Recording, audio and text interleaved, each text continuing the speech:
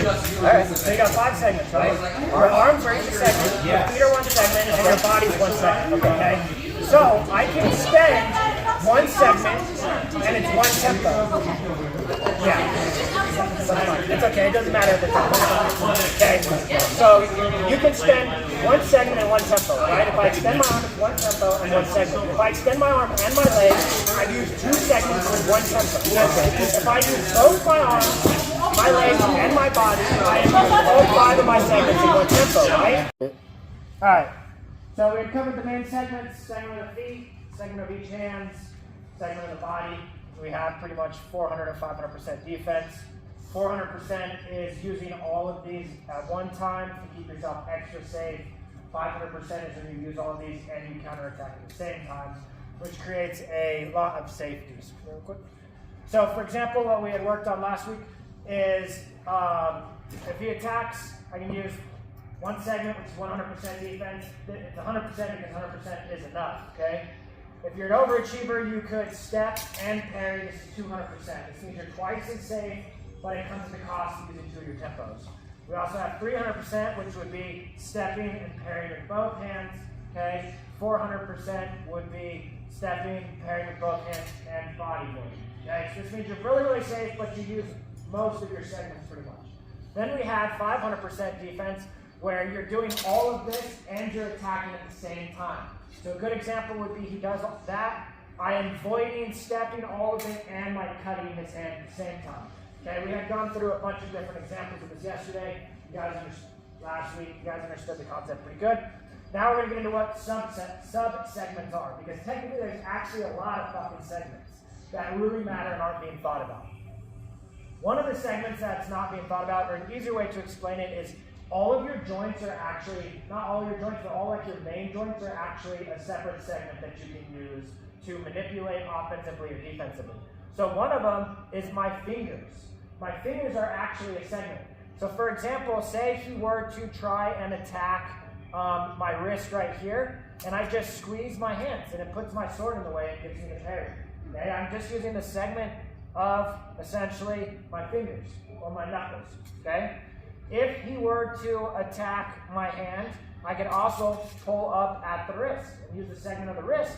And look, now I still have the segment of my fingers to tighten my blade and beat. So I can move my hand and then beat really quickly, or even cut him, okay? If he attacks my wrist, I could also pull up at my elbow, okay? And void my arm through the elbow. I actually do this one a lot with dagger. Especially against people who will go to like feint my dagger, and they'll like feint it and then go to cut, like throw a horizontal cut, which is what Brandon does, where if you parry, he'll end up mutating that cut and getting it. So instead what I do is he might feint and then get me to go to parry, and then I see the cuts coming and I just pull my arm out the way. I just void the whole arm, okay? Then now I can save this and get a capture, or moreover, just not get hit in the arm. Okay.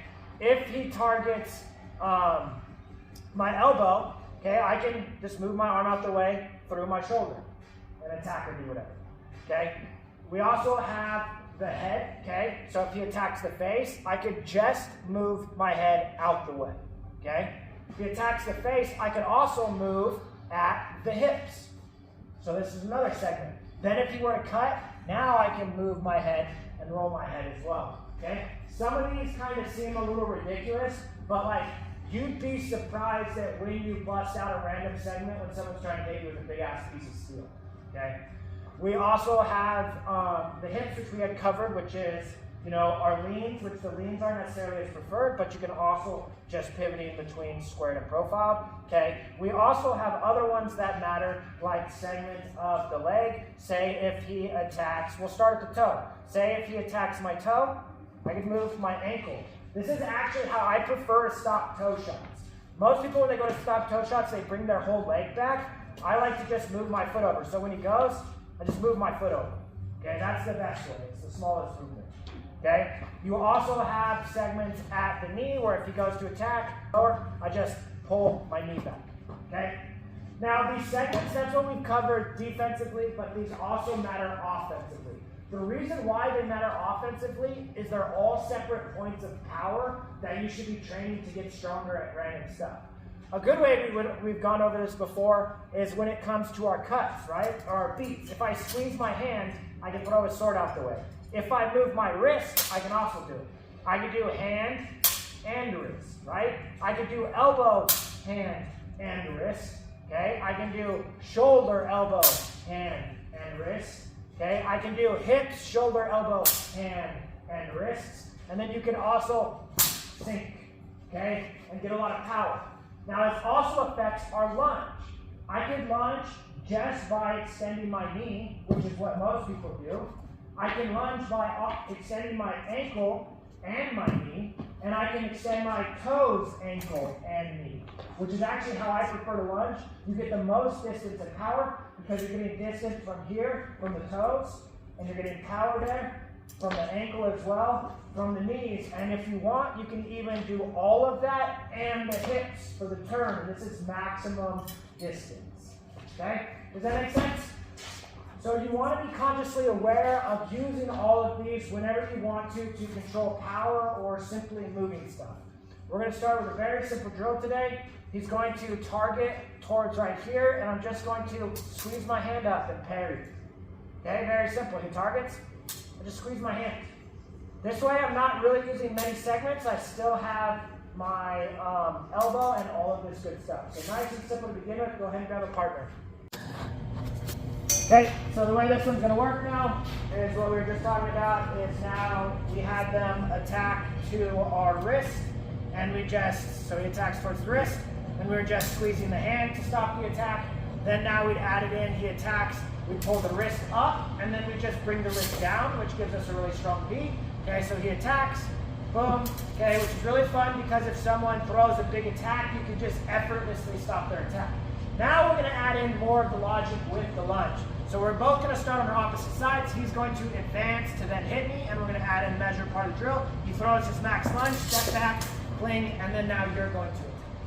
Okay. The fun part of this too is you can end up countering like with the same counter by using your wrist.